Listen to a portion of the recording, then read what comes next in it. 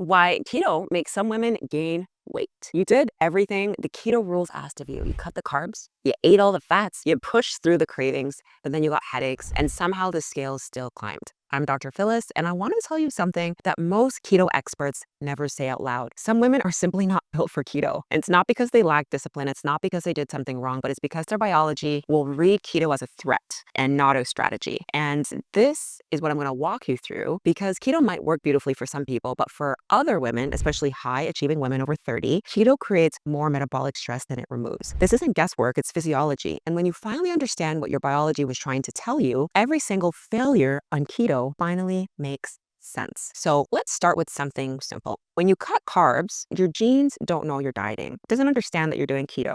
They understand survival. Your genetics evolved in a world where carb restriction meant danger, scarcity, a winter, a famine. And your body's first job is not weight loss, it's survival. So when you take carbs away, your body asks the only question it understands. Is she safe? For some women, especially those with certain stress-sensitive pathways, carb restriction triggers a sharp increase in cortisol. And cortisol is a survival hormone. It signals to your body to conserve energy, hold on to fat, and slow down anything that does not support immediate survival. And this is why you can eat 1,200 calories of perfect keto food and not lose a pound. And here's something that's important. Keto is not neutral. For women with high cortisol sensitivity, keto doesn't activate fat burning. It actually shuts fat burning off. Your body cannot release fat when cortisol is high. Cortisol tells fat cells to hold on to what they have, not give up. And that's the first reason why keto backfires for so many women. I want you to think about someone in your life who did keto and the weight just melted off. Maybe it was your husband, your partner, a coworker, a brother, a friend. He cuts carbs and suddenly weight falls off of him effortlessly. And this isn't because he did keto better than you. Men have different stress responses. Their cortisol doesn't spike the same way, and their thyroid doesn't slow down under carb restriction the same way it does for some women. Their mitochondria doesn't get the same metabolic strain. So while his body might interpret carb restriction as mild shift in fuel, your body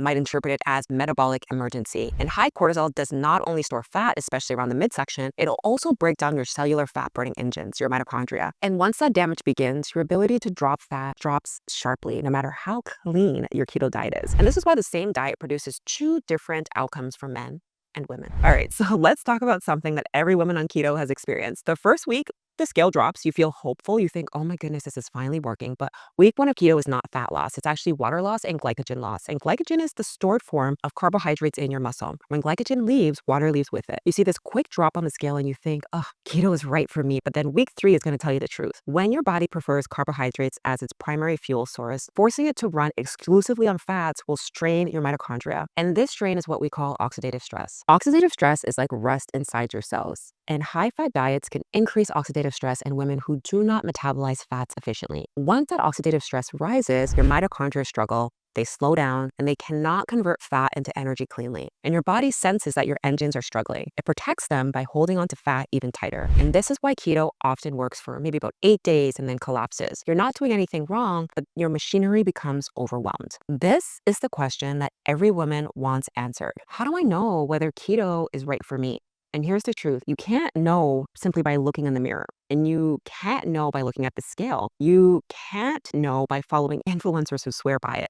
You have to look inside the cells. You have to see what your metabolism is doing under stress. So if keto made you gain weight instead of lose it, I want you to hear me clearly. There's nothing wrong with your body. You've simply chosen an eating style that fights your biology. Inside our DNA framework, there are 3 biological factors that predict whether keto will help or hurt you. These are the physiological patterns that we can assess. The first is detox capacity. Some women do not clear the byproducts of high-fat diets efficiently. So when the byproducts build up, oxidative stress increases. And this is why some women feel inflamed or sluggish on keto rather than energized. The second is nutrient processing. Some women metabolize carbohydrates smoothly and feel terrible without them. Others process fats cleanly but struggle with glucose swings. Keto only works if the primary fuel you are eating aligns with your physiological tendencies. And the third is adrenal sensitivity. So for stress-sensitive women, carb restriction can keep your cortisol elevated for weeks, even months, and no diet can overcome chronically high cortisol. Fat burning will shut down completely. So when these 3 factors line up in your favor, keto can work beautifully. But if not, keto becomes a metabolic wall. And the only way you know which category you belong in is to measure how stressed your mitochondria are right now. When women finally stop forcing keto and start eating in a way that supports their metabolism, something powerful happens. Their energy comes back, their cravings calm down, their mood stabilizes, the bloating decreases, and their weight becomes responsive again. So this isn't just a coincidence. This is what happens when you stop shocking your metabolism and start supporting it. You were never meant to fight your biology.